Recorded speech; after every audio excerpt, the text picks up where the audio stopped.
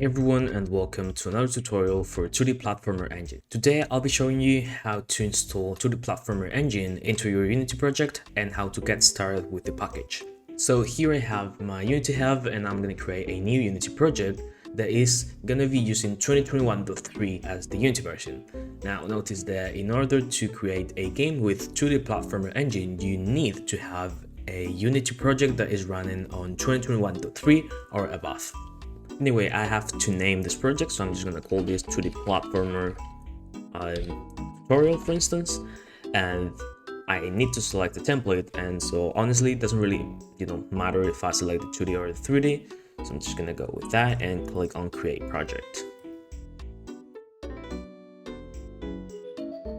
Alright, so here we have our project, and so the first thing we need to do is to go to Window, Package Manager, and then under packages, make sure we select My Assets. And here we need to search for 2D Platformer Engine and click on Import. Here click Import and then Install Upgrade and import everything that comes with 2D Platformer Engine in order for it to work properly. Now it's going to be asking if we want to use the new input system, and 2D Platformer Engine requires the new input system for it to work.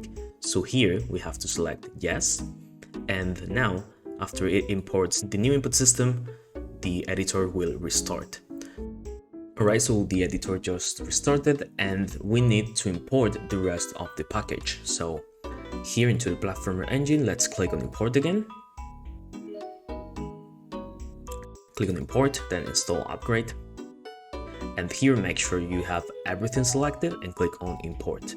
And now you just need to wait for the 2D Platformer Engine to get installed into your Unity project.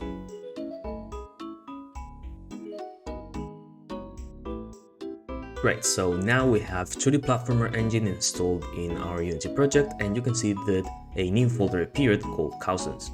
So let's open that, and the first thing you probably want to do when you install the asset is to go into scenes, and here you'll see that you have 4 available scenes. We have the blank scene, the demo, the main menu, and the tutorial.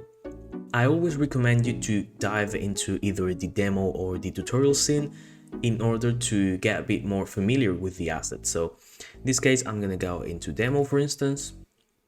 And when you open this scene, you'll be asked to import the TMP, which stands for Text Mesh Pro. And Text Mesh Pro is required by the UI of 2D Platformer Engine. So here you just need to click on Import TMP Essentials. And then you can also import the TMP examples and extras if you want, but it's not really necessary, so I'm not going to do that for this tutorial. Great, so here we have our demo, so I'm going to click play and then we can test the asset. You can move around, you can pick up this weapon and shoot around, and as I said, you can just test the asset as much as you want. But now let's actually get to customize the package so it fits exactly your needs for your game. So here you can see in the hierarchy that we have an object called Cousins Player. So we can open that and then click on Player, and here in the inspector you'll see a lot of different components attached to this player object. Now these components are fully necessary for the player controller to work, and here is where you'll be able to customize everything regarding the player controller. So for example, here in the player movement, let's say I want to be able to run a bit faster and walk a bit faster as well, and then I also want to be able not to double jump, so I just want to jump once, so you can change that, for instance, and maybe jump higher. And then I don't want to be able to crouch, and I want to be able to wall jump but not to slide, and not to dash either, but yeah, I want to be able to glide and to use stamina, for instance. So as I said, you can really customize the the feel and how your player controller works for your game.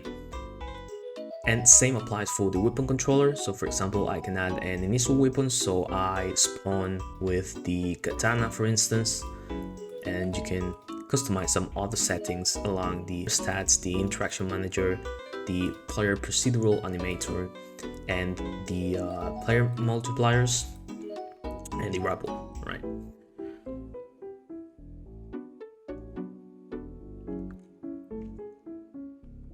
So not only that, but here in the demo scene, you also have some other features that you can get a bit more familiar with, such as teleporters, just like this one. You also have some enemies, you have checkpoints, jump pads, coins, spikes, turrets, and some other pickables, such as these violet pickables. Now, apart from the demo scene, you also have the tutorial scene, which is pretty much the same, but there are a bit more features, such as some destructibles right there. You have point captures, some NPCs, falling obstacles, you know, destructible platforms, coins, low gravity zones, and some others. So you can definitely go around the scene and test it, so you know you can see which of these features you can actually use for your game. Now, when you're ready to actually get started to make your game, I always recommend to open the blank scene. And if I hit play here,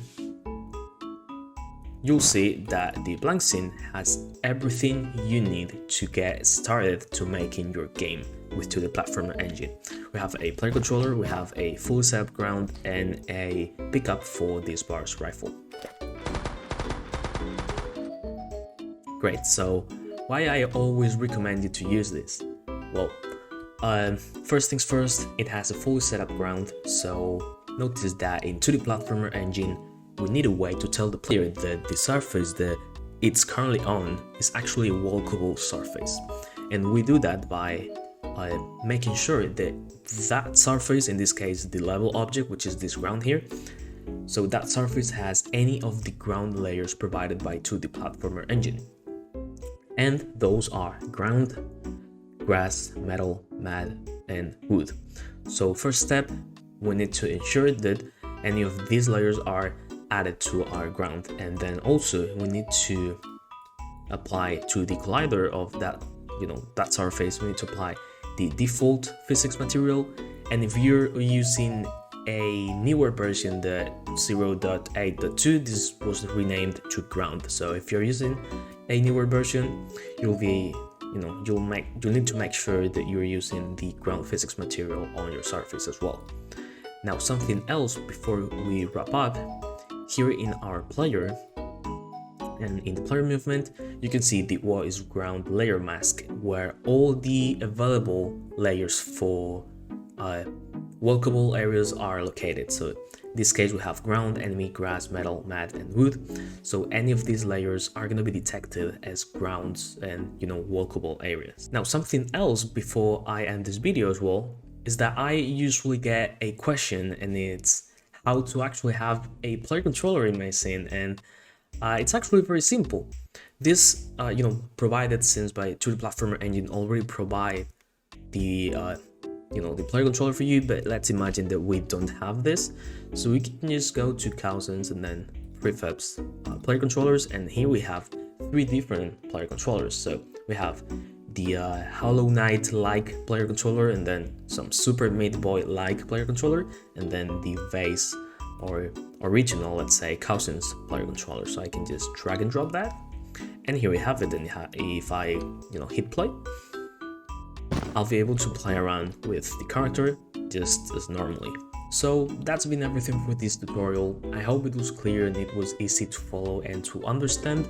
There are some other tutorials, so I would definitely encourage you to check those out. And if you still need help, make sure to join us on the Discord server, so I'll be glad to help you. Anyway, that's been everything, so see you next time.